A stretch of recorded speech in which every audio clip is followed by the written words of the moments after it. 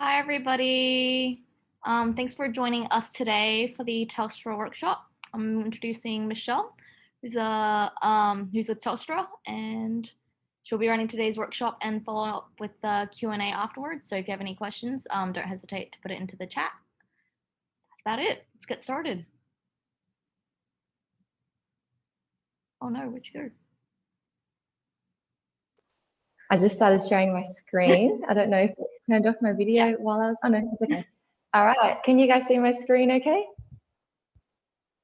Awesome. All right, I'll just get started. So thanks for dialing in today, everyone. It's awesome to have a little crowd on a lovely Thursday afternoon.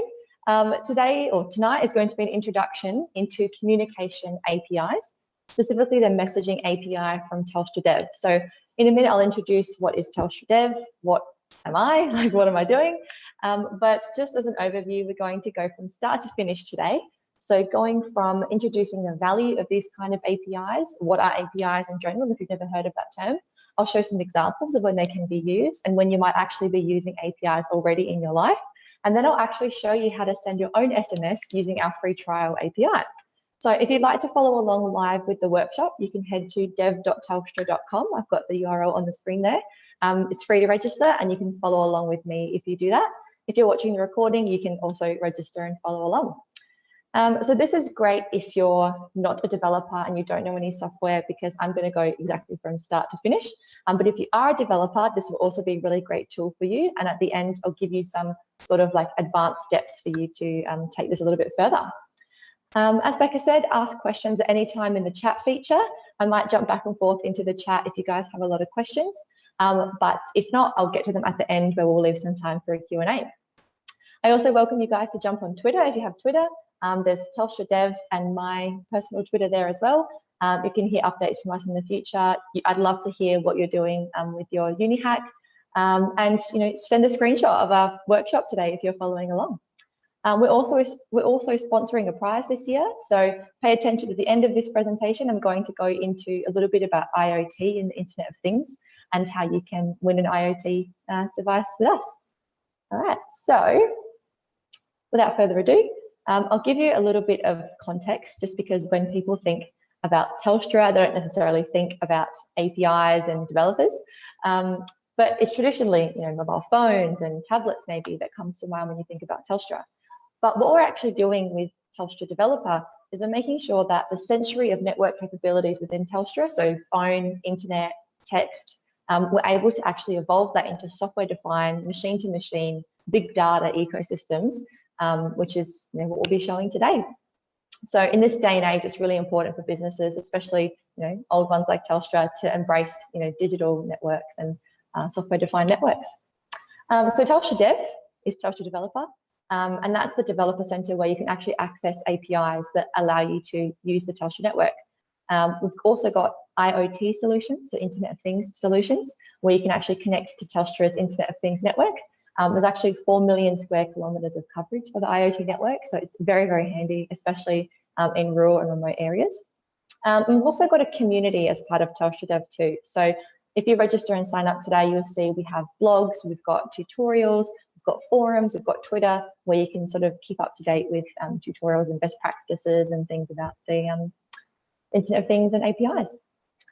So that is really important, because imagine if you're going to make an app that used, for example, text messaging. You wouldn't want to go out and build a mobile network yourself. You'd want to leverage someone like Telstra who already has a mobile network that can send and receive text, and you just want to access them via a simple software, few lines of code, where you can do that. So that's the purpose. We have a few different APIs on the Telstra website, and I'll go into what an API is a bit later, but we have things like Smart Spaces API, where you can actually get insights from your building, so a smart building, to do things like people counting and heat mapping. We have the Track and Monitor API as well, where you can see the location of your devices when they're out in the network. That's about Telstra Dev. Just a little bit about me. As I said, my name is Michelle, and my role at Telstra is a developer advocate. So I myself am a technical evangelist, so I love spreading the word about technology, especially things like virtual reality, robotics, smart cities, Internet of Things, and that kind of stuff. And yeah, I was recently in engineering at the 5G Innovation Centre on the Gold Coast. So if anyone is here from Queensland. Hello. I myself am back in Adelaide right now, working on, Telstra Developer. And I see technology as an enabler to many of the world's biggest challenges, which is sort of why I'm with Telstra, because connectivity really underpins all of that. All right. So as for today's challenge, we're going to be understanding communication APIs, like I said. And by the end of this, you'll be able to actually send yourself a text using this API. And hopefully after all that, you'll not only be able to do that, but you'll be able to understand the possibilities for making complex things simple. So like I said, if you're not a developer, you can still follow along. If you are a developer, there'll be extended things at the end for you. And I hope this workshop will be really helpful for you in developing your prototypes for your hackathon. So hopefully it inspires you. Alrighty, so APIs, I've said it a lot, but I'm wondering if anyone already knew what it stood for. Post in the chat here in the Zoom chat if you actually know what an API is and you've heard of it before, or maybe even used it before. But for those who haven't, API stands for Application Programming Interface. So Application Programming Interface, what that is, it allows different apps, different applications and services to communicate with each other, digitally via software. It's pretty simple.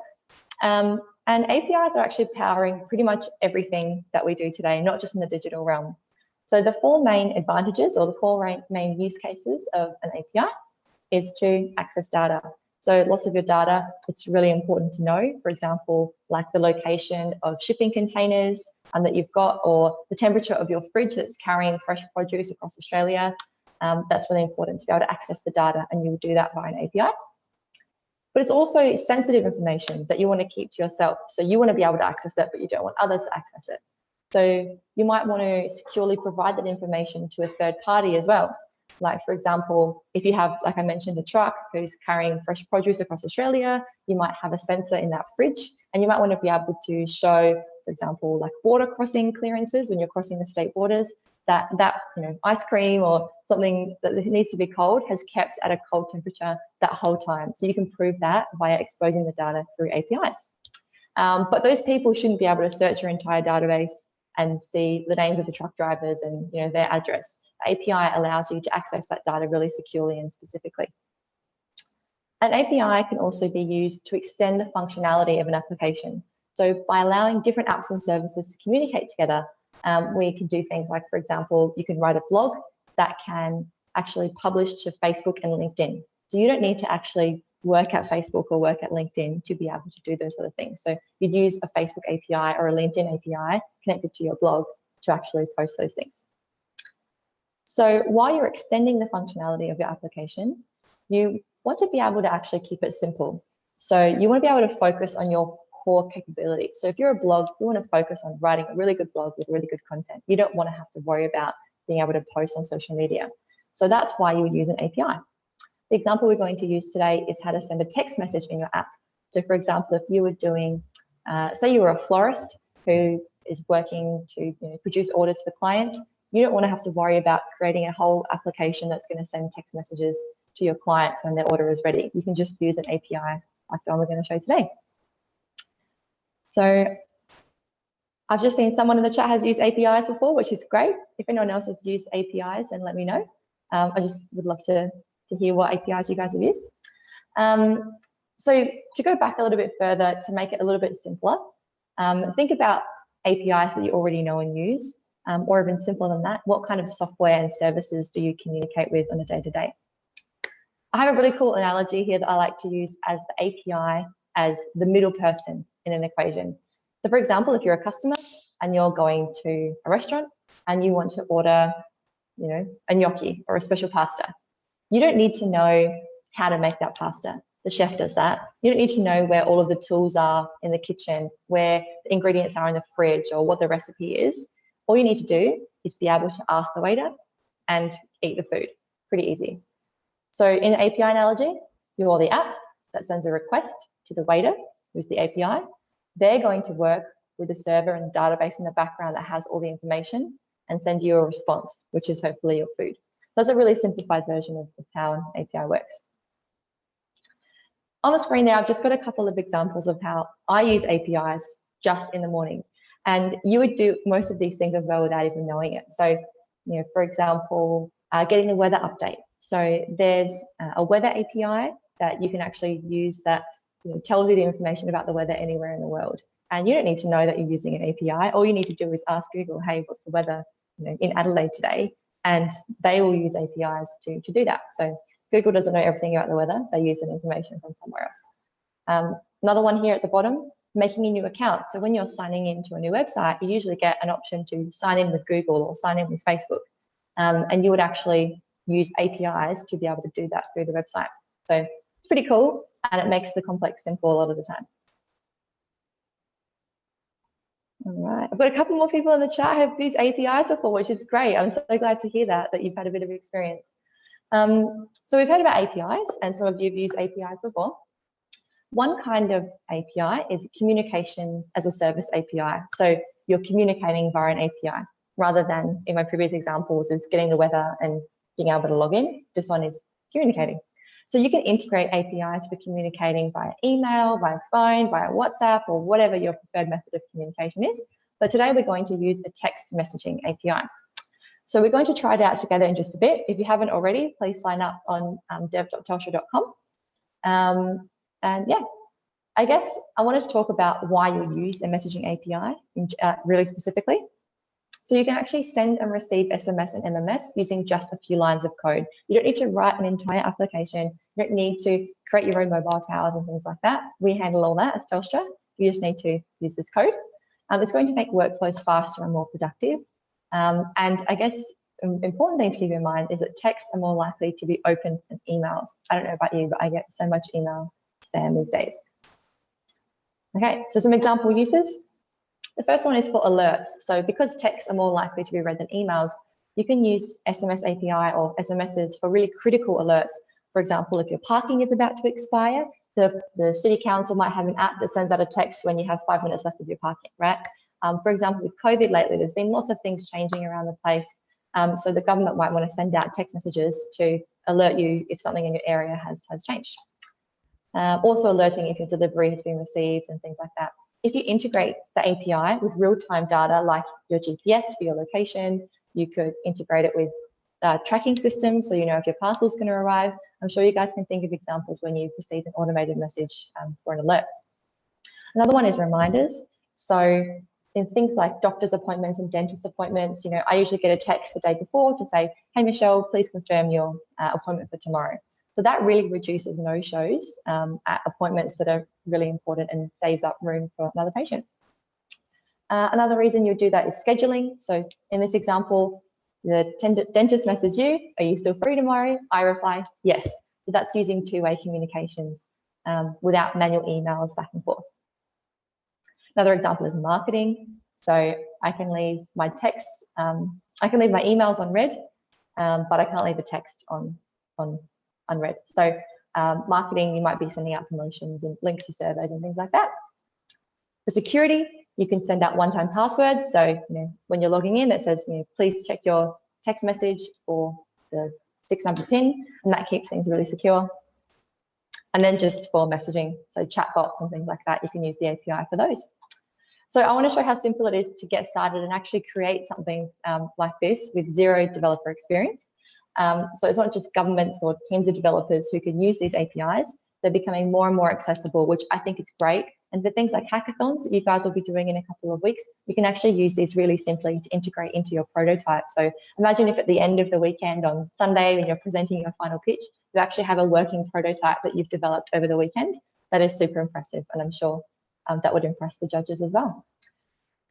So while we've talked about these use cases, if you have any other ideas for how you could use an API, specifically a messaging API to send text in some sort of situation, pop it in the chat, pop it in the Zoom chat. If you're watching this later in Discord, send me a message for ideas that you have of how you could use this API.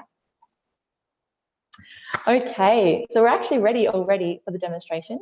So I've given you, 15 minutes of background. What is an API? What is a messaging API? What can I use it for? And now we're going to actually use it. So now's the time, if you haven't already, to create a developer account on dev.telstra.com. That's the URL there. I also posted it in the chat at the start of the Zoom call. So it's very simple. We have 9 steps that we're going to do right now. We're going to register. So you would have already done that. We're going to check out the documentation for this API, so read the steps on the website. We're going to open up an API collection in Postman. We're going to get our credentials from Telstra Dev and put them in there. We're going to use them to create a token, which authenticates us and allows us to communicate with the Telstra workflow. We're going to create a virtual mobile number. So when you're sending and receiving text messages, you need a mobile number. So we're going to actually create one. The next thing we're going to do is register our own number to be able to receive the text messages from the app. We're going to set that recipient in the message, and then we're going to send the message. That might have sounded like a lot, but I'm going to go through it with all of you guys now. So I'm going to jump to the Telstra Dev website. There we go. Hopefully I'm still logged in because it auto logs you out if you've been in there for too long. Yep, I'm still logged in. Okay, so if you guys have created an account and logged in, you'll see this up, your name up here where my name is. And you can explore this website in your own time. Like I said, we've got a community there with blogs and forums. You can check out our GitHub and Twitter where I post a few things. But we're just going to go and get our keys. So when you're using an API, not just anyone can go ahead and use the API, you have to have at least registered. So we're going to grab our keys from this place here, My Apps and Keys. So with Telstra Dev, we have the free trial with the messaging API. And when you've created an account, you'll automatically get this little thing here that says free trial APIs. So if you expand this down, you're going to see your client key and your client secret. I'm not going to do that now because then you would see my key and then that would make it secret anymore, I guess. So on your computer, when you follow along, just click that down and you'll see your client key and secret. All right, the next thing you want to do when we're on the website is we're going to go to the different APIs that we have and we're going to check out the messaging API itself. Okay, so we're in the Telstra API registry. The first one you should see there is the messaging API. We're going to go to the documentation. And with any API, you want to familiarize yourself with the documentation first, especially if you haven't used many APIs before. Usually it will give you a bit of an introduction to what the API does, the features that it has. Ours has frequently asked questions and some getting started steps, as well as down here, some more detailed information. I just got a message in the chat to ask, will this session be recorded? And yes, this will be recorded and posted later, so you guys can go back and rewatch it if you need. I'm excited that you guys are keen to watch it after as well. All right, anyway, so we've got the introduction here. A couple of the features of the API you'll see, for example, let's see, alphanumeric identifier. So alphanumeric identifier means that you can actually send a message from your PC. It will be received on your phone and it will actually come up from whatever name that you specify. So you'll see, when you get an automated message from Australia Post, for example, it won't come from a mobile number, it will come from Australia Post. And that's what we can actually do here. But I'm going to go all the way down to getting started. All right. Does someone have a question? Jocelyn, I think we can ask a question. Yeah, okay. Anyway, so I've jumped down to getting started. And you'll see that there are 3 main steps to actually send and receive messages here. Oh, someone is trying to talk. Let me just see if I can mute them. Oh, there we go, cool. So the first 3 things we have to do, we have to create the authentication token so that you can actually be able to access the API. So without a token, you can't use the API. I won't go into too much detail here, but if you want to know more about that, you can search up this thing here, OAuth2. So like I said, we're going to create a mobile number so that we can send and receive text, and then we're going to send a text. Pretty easy. So if you are familiar with software development and you've used APIs before, you can actually go ahead to GitHub and grab one of our SDKs there and use in your language of choice. So we've got Python, Node, Java, and a couple of other languages. If your language isn't there, your language of choice, let me know, because we have developers working on this all the time that would love to add a new language. But today, we're going to keep it really simple. So I'm going to pretend that we've never used APIs before. So we're going to use this really simple tool called Postman. So Postman is kind of like an API testing tool. So click here on Run in Postman, and it's going to open up this little prompt here for you to open Postman in Windows. You're going to have to install Postman, which should be fine. It should be easy. It's free to use. But I've already installed Postman before, so it's going to come up like this. Here we go. And when you click this link here on Telstra Dev to run in Postman, is going to actually import a collection of API calls that we can actually leverage. So you'll see here, Telstra Messaging API has already been imported in here. And we've got all of the API calls that we need to make here. So far, I haven't done any coding. All I've done is click API, click running Postman, click getting started. Easy. It still stays easy from here, don't worry. So the first thing I have to do is generate an authentication token, an OAuth token. So this is where you're going to need the client key and client secret from Telstra Dev. So remember, we've come up here into develop, we've logged in, and we can see our free trial API keys. So we're going to copy those and come up here to the environment. So you've got your messaging API environment, click on this here, and there'll be a section for you to paste in your client key and your client secret. So there's a few steps we've done there. We've downloaded Postman, we've opened up the collection, and we've got the keys and secret into our environment. So I'm just going to pause here to see if anyone has any questions so far. Like we said, this is being recorded, so if you don't want to follow along right now, you can just watch this later. I also have all these steps written down on a guide on our website as well. All right.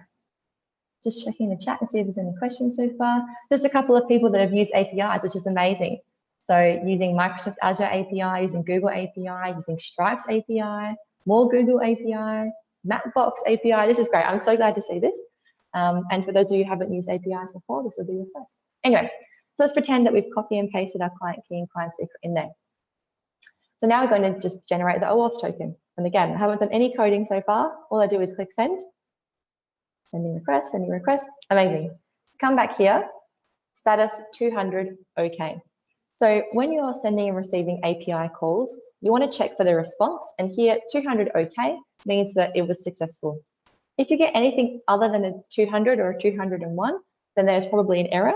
But the great thing with Postman is that you'll be able to see down here what the error was, which is fantastic. Something that I'll quickly describe too about different API calls. We're actually using a post API call this time. So there's a couple of other API calls that you can make. Some of them are called get API calls. So a post one is when you're actually posting information and hoping for a response.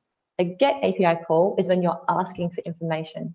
So we'll talk about some different examples before and when you use these, but these ones today will all be post APIs. All right, we've got our token.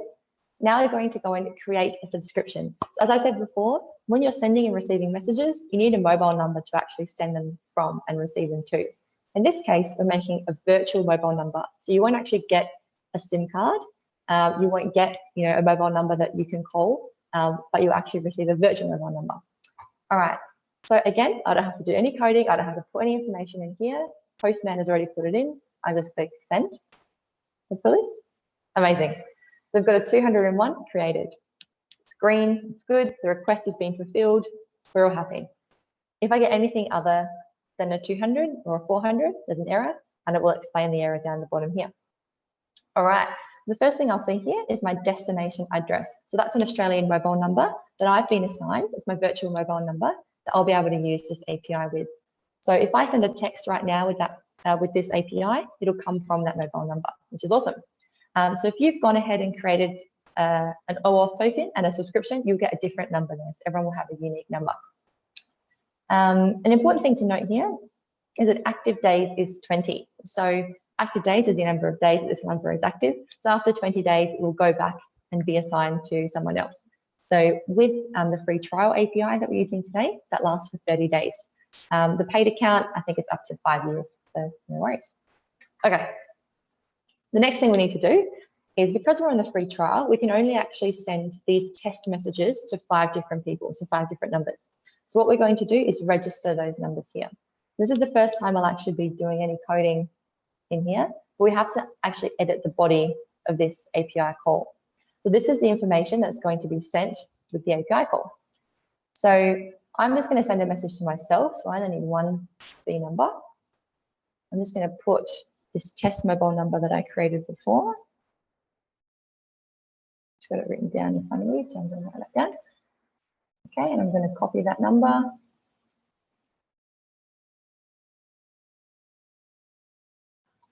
I think I'm missing a number. That's not enough.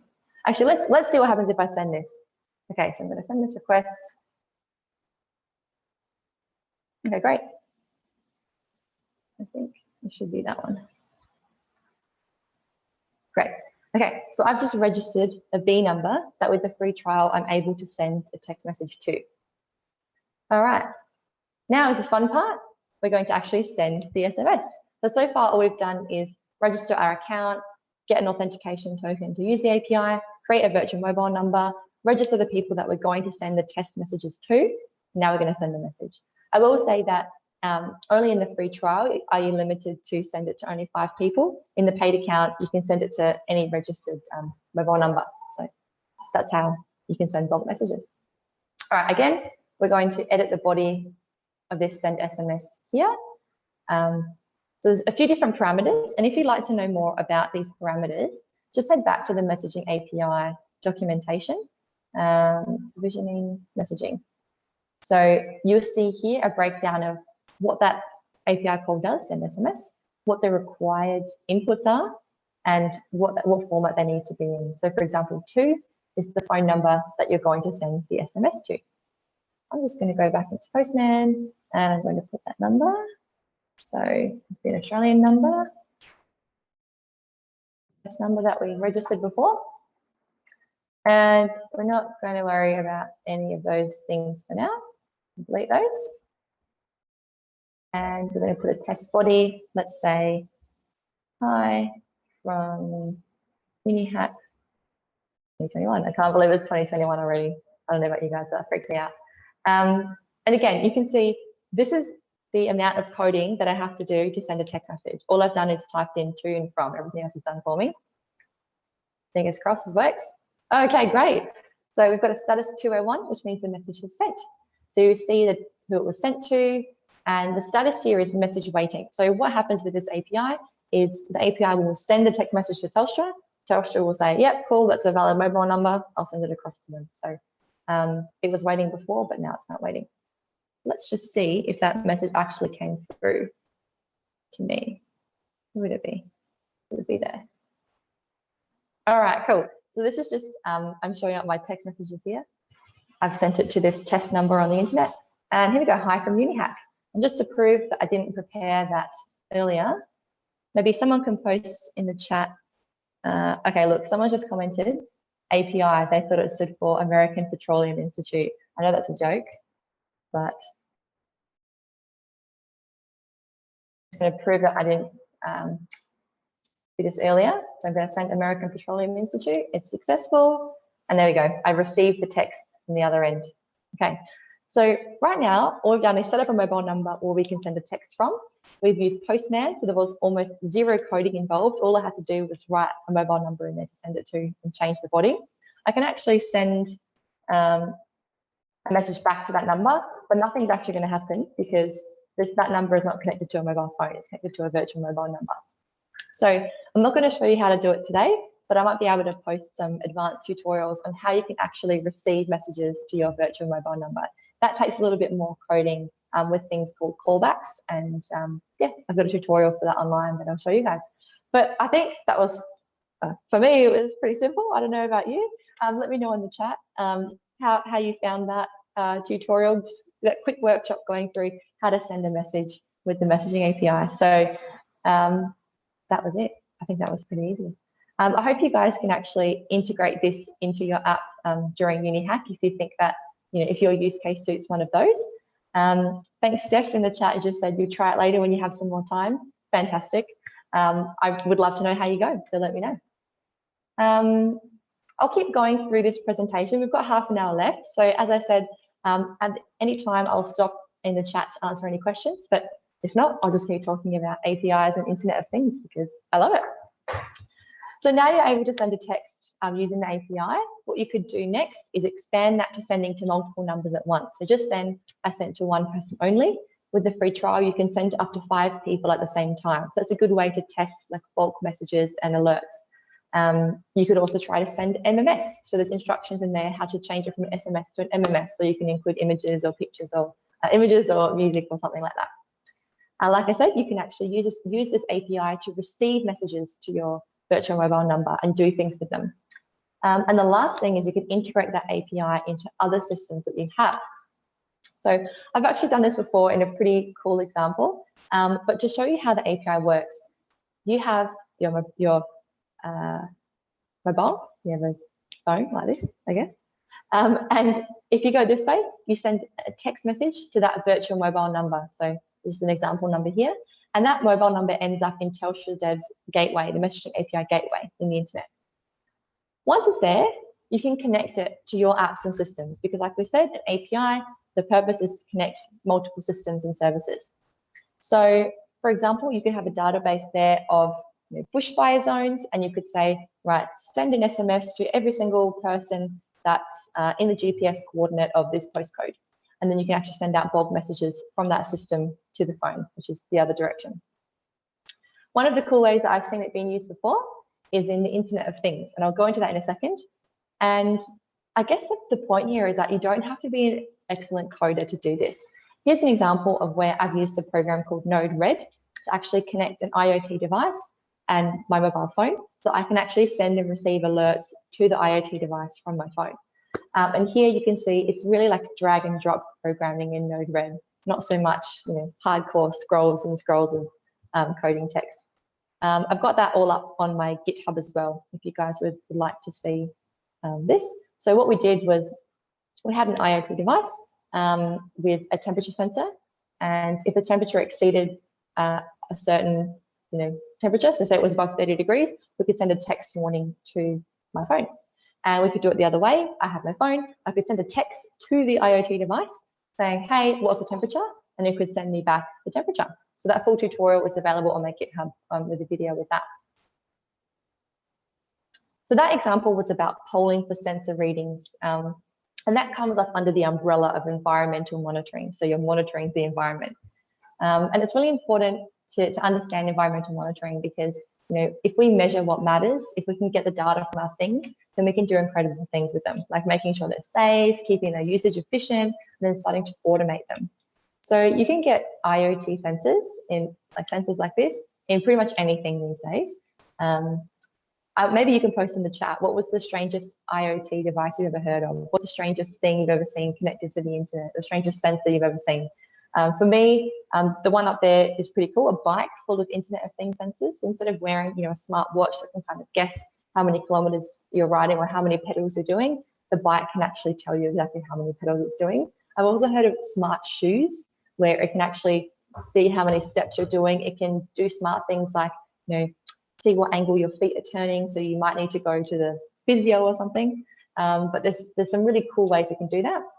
Things like microgrids. So the other GIF up there, we've got wind turbines, we've got cars, we've got solar panels, we've got the energy grid, and we can actually make microgrids that are really smart and sensing all the stuff that's going through them. Anyway, but I guess the cool thing is as sensors are getting cheaper and smaller and more available to the masses, then anyone can actually start their own Internet of Things environmental monitoring kit.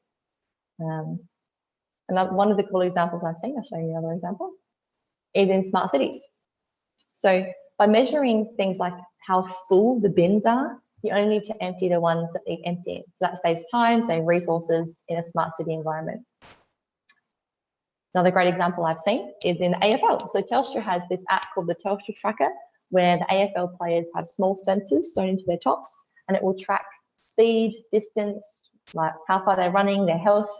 But you don't have to be in engineering to enjoy this. Like I'm sure the coach would like to see these stats, who's on the bench, what position the players are in, and fans love this stuff when they're watching live football. So I think people assume that Internet of Things and APIs are just for engineers and software developers, but they're really not. They're for anyone who wants to be involved.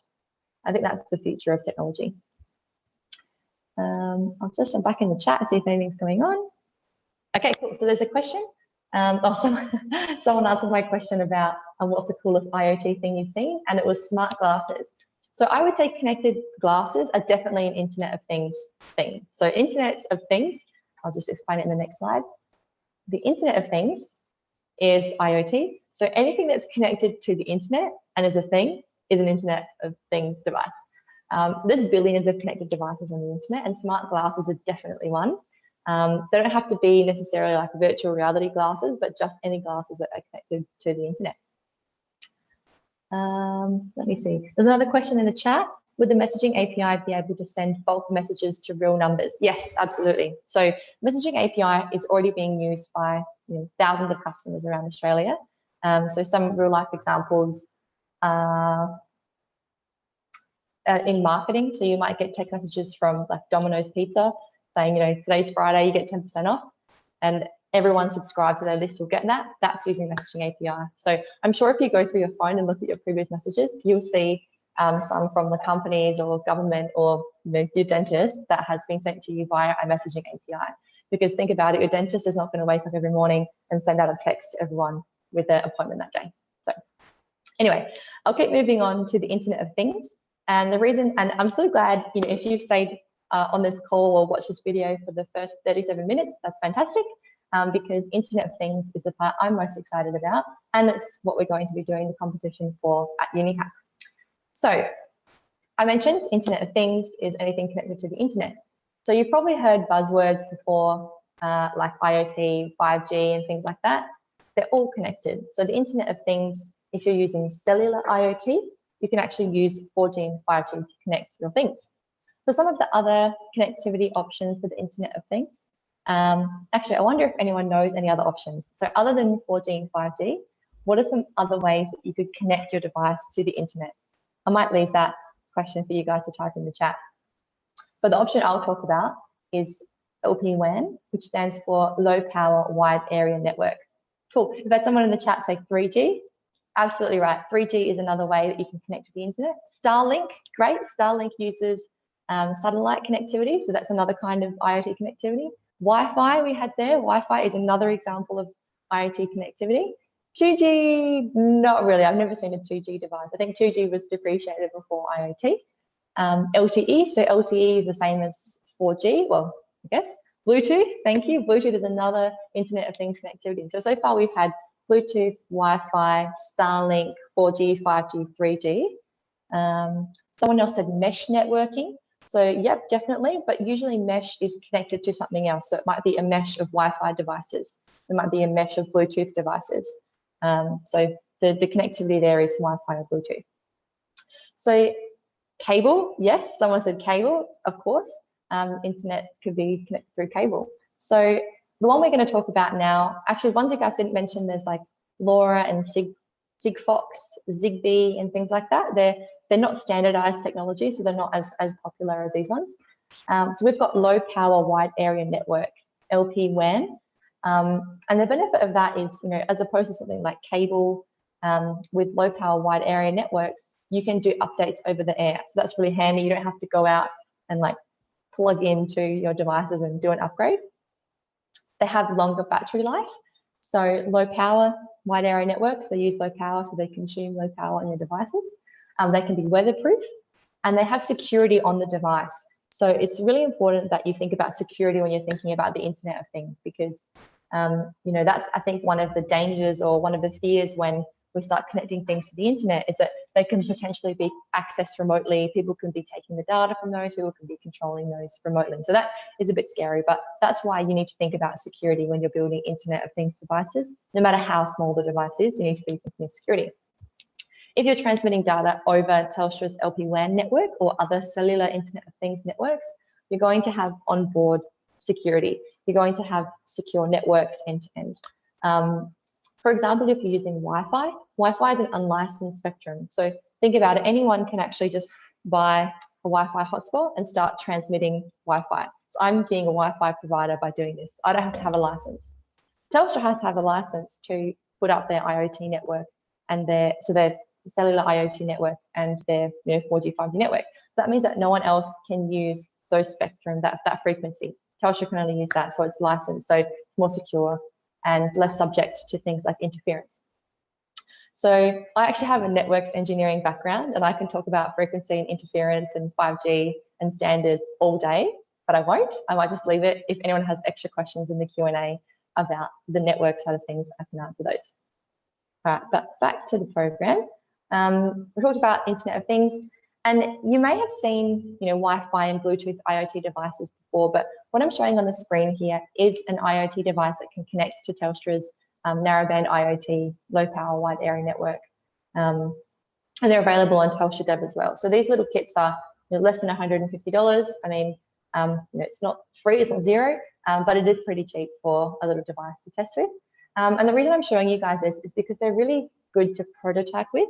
So if you want to test out the Internet of Things network, if you're thinking about your hackathon submission, and you shouldn't have a project already, but if you're preparing, you might want to try an Internet of Things solution. And like I said before with the API, if over the weekend you can actually program a device or an API to do something, then that's fantastic for your submission. So I can talk more about this. And this device is actually going to be the prize for the person who wins the UNIHACK Telstra Dev IoT challenge. So that's pretty cool. Oops, how did I get there? That's better. Yeah, so I can talk about that later if you guys like, or you can just check it out on our website. So I did say that if you are a beginner for APIs, then up to now is sort of everything for you. If you want some more advanced tutorials or intermediate tutorials, if you've used the API and you're pretty comfortable with it, check out our blog, our other APIs, and our GitHub, because that's where you'll see the more advanced SDKs and things like that. If you want to see some Internet of Things tutorials, you can check out my GitHub. So I post some things that I do with these boards. So I have a couple of those Arduino kits myself at home, and I do a couple of projects and I put them on my GitHub. So I'd love you guys to try them out. We also have lots of videos of things I've done before, so that's handy too if you have time.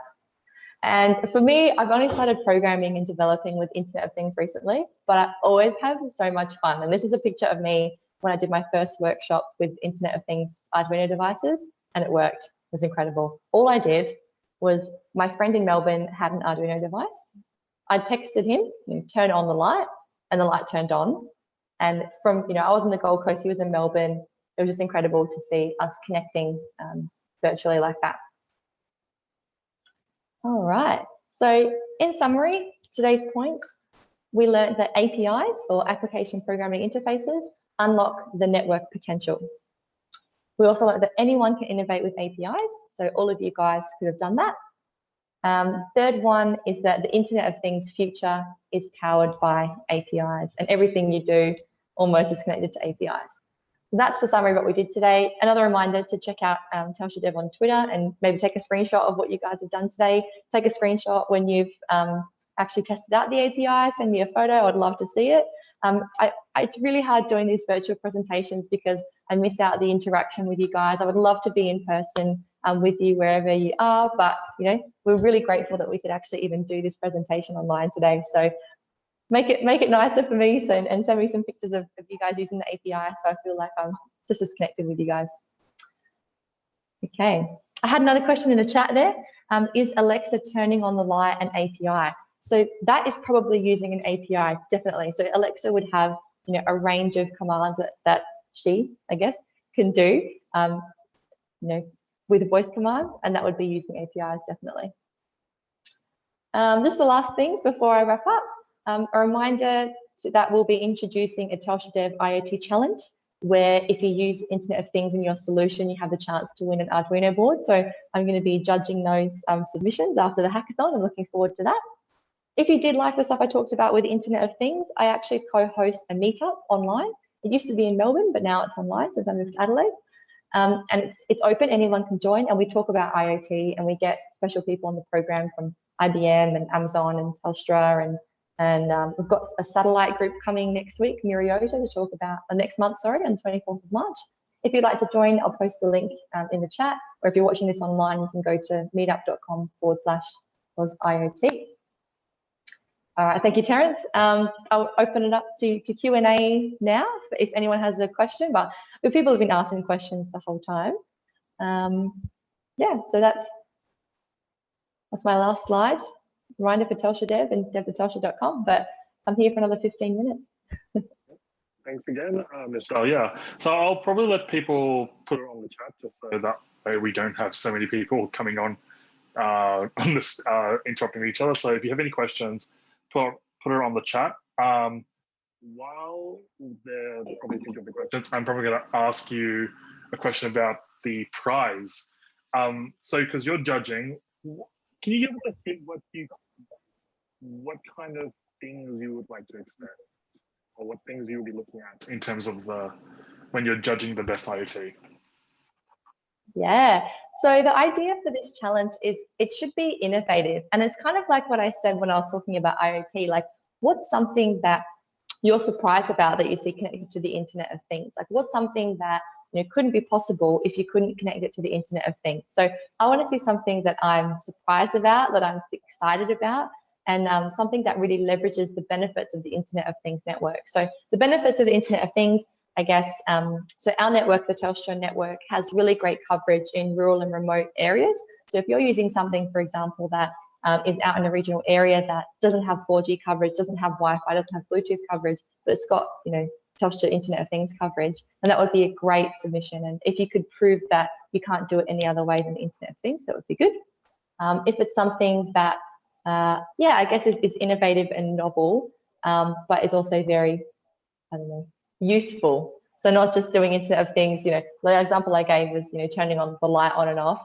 That's not useful. But if you connect it to turning the light on so that someone who maybe has, is physically impaired, who can't use the light switch, then that's a really great example of the Internet of Things, and we want to see that. Yeah. Okay. Yeah. So hopefully people are aware that the submission process for this year's hackathon will be on DevPost. There's an entire guide on that, and I'm happy to link that on the Discord if you missed that. But that includes a DevPost submission and a 3-minute video. So fingers crossed, if you do an IoT hack, you'll be able to demonstrate that. And I think both of us agree, would love to see what you all do. I think there's a question from Stephanie as well. What is it that you're looking at a junior developer, and what advice could you give to students looking into getting to development? Yeah, that's a great question. So I myself am in engineering, but at Telstra, a lot of the people I work with are developers and software developers. We actually have a graduate program as well for developers.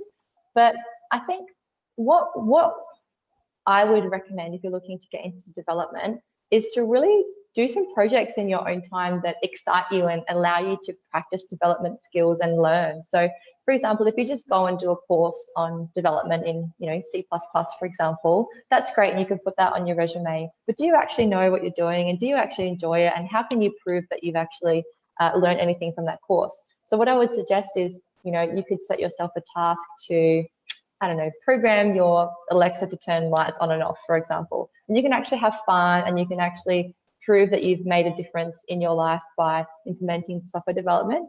I know one of the grads at Telstra I'm working with at the moment just reprogrammed his fan to connect to his Google Home. So it's something like very simple, and you can probably find tutorials online for how to do that. But the point is that you don't have to make everything from scratch, but a really good developer knows how to find the answers, knows how to take open source things from GitHub, knows how to sort of take code from the Arduino project and change a few parameters to suit their needs. So I would advise you to find something in your life, like a project or a challenge, where you could do it. I also think it's never too late to get into developing as well. So if you're, you guys are obviously at university, not all of you might be, straight out of high school. There might be some mature age students here too who are looking to get into a new industry. It's never too late. I think the most important thing for any job really is your attitude. So your willingness to learn and be part of a team. So that's my advice. Hope that helps, Stephanie. I think I'll just add, because I'm also part of another meetup group called Junior Dev in Melbourne. So I would say that as well, one of the good things is that there are so many resources out there to help you learn programming. So I think there's Free Code Camp, and it's a whole bunch of other online resources. So if you ever want to dip your toes into programming, you can always use those resources. And then if you think if you're more comfortable, once you get more comfortable with it, you can then start exploring potentially maybe a boot camp, or even just doing some couple courses. I think Harvard does some stuff for free as well. So yeah, there's a whole bunch of resources ready to go. Yeah, that's great. Oh, I would love to hear about junior developer. Maybe you can post that to us later as well. Yeah, no worries. Yeah, I think if you can visit the website UNIHACK.io, there's an entire team, not just. I'm representing UNIHACK as well, so I've got to be very careful. Yes. I think again, if you have any more questions, we've got like 9-10 minutes left, so feel free to put the questions in the chat. Otherwise, I think I also kind of want to ask your thoughts about, how, in terms of, I would say, in terms of IoT, what things have you seen that you can, or what things that you've seen in the past from other hackathons, other events? What's some of the mistakes? What's the mistakes that people, especially beginners, have made, and are there any ways to, work around them or kind of watch out for? Yeah, so I think one of the mistakes that I see, not just at hackathons, but people trying to use the Internet of Things in general, is not paying attention to which network connectivity makes the most sense for your application. So I really loved it before when in the chat people were giving ideas of different Internet of Things connectivity options they've heard. So for example, if you're doing a smart city rollout and you're putting parking sensors underneath the concrete that need to be there for 10 years, I wouldn't necessarily go and put, say, a 5G model under there, because you might be able to have, you don't want to have to dig up the concrete and replace the battery, every day like you would with a phone, like a 4G phone or a 5G phone. You'd want to use a technology that has a better battery life, or you might want to use wired technology, so it always has a cable for power. You might not want to use Wi-Fi because Wi-Fi has a lot of interference. So there's sort of some considerations that you need to make when you're doing an IoT rollout. I think it's maybe not a mistake. Like during a hackathon, you've only got 2 days, so you choose what you know. But if you've actually put a bit of extra thought into it, saying, I chose this connectivity because I know that, for example, the low power wide area network has longer battery life, and that will be great because you don't have to prop the concrete every time you replace the battery. Like, there's some things that I would look for in like a hackathon submission.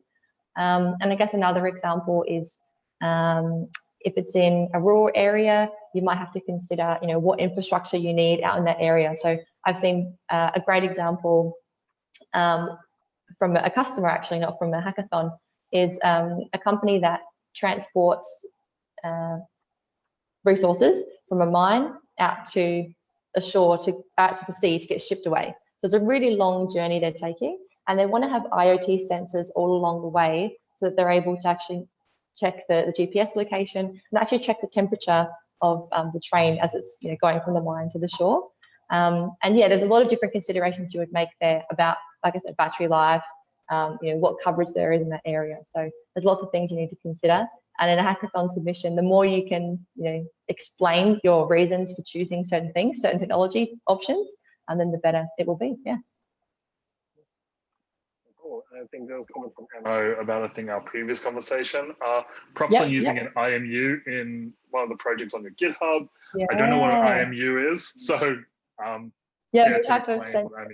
Yeah. I don't actually. I've just moved house today, so I didn't bring all of my IoT gadgets with me. But the IMU sensor, I had, so the Arduino boards that I showed before, you connect different sensors on top of them. And one of the projects that I'd done was putting a IMU sensor, which does acceleration and those sort of sensors on top of the Arduino device. And the idea was that if you drop the Arduino device, then it would send a text message using the messaging API to a phone saying your device is dropped. So the example that we were giving, it was a health-related hackathon that I did that for. So if it was, so you could put it on a patient or something who's in a hospital, and if they fell, the device would sense it and it would send a text, to someone saying, this device has fallen or a patient has fallen or something like that. Anyway, that's what the project was. The comment there was like, why did you choose to use IMU? So for me, the only IoT device I had was the Arduino NKR board. And the really cool thing with them is that they're modular. So I have the board, which has my SIM card in it for the IoT network.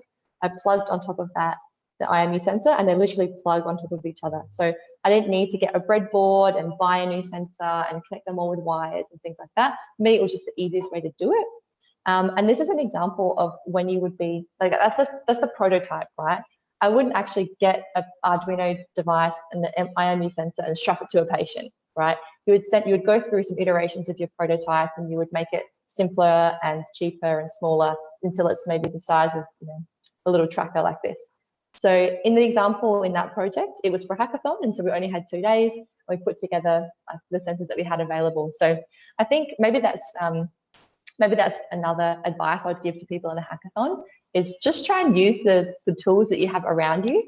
And in your pitch, in your final pitch at the end, you could say, look, we only had this sensor with us today. In the future, when we're ready to scale, we would make sure that it was this. So I think that's another consideration. But and whoever posted that question, I'd love to hear more if you've used them before. It sounds like you have the inertial measurement units, the IMU. There you go. Yeah. Okay, we've got a couple minutes left. So if you have any last minute questions, put them in the chat. Otherwise, yeah. Yeah, I think I'll be also mentoring during the hackathon as well. So I'll be in the Discord group, and I think I'll be available on the Saturday morning and or the Sunday morning to help refining project ideas and refining the pitches as well. So I'll be with 2 other Telstra colleagues, both from the IoT team. So that'll be pretty exciting as well. And I'm looking forward to judging the IoT submissions too. So like I said, the winner will get one of these Arduino devices with some sensors as well. So you can actually try some of these things out. But yeah, I'm really looking forward to that. And if you guys have any more questions, please, you can jump on Discord when I'm on there in the mentor group. You can go on Twitter. You can find my email somewhere. So yeah. No worries. I think we're going to wrap it up here. Thank you so much, Michelle, for coming and joining us for this workshop. And again, hopefully we'll see you on the weekend. And again, hopefully everyone takes a lot from this workshop, and can't wait to see your hacks as well. Yeah, can't wait to see those hacks, guys. Looking forward to it. Thank you. Cheers, everyone. Bye. Cheers.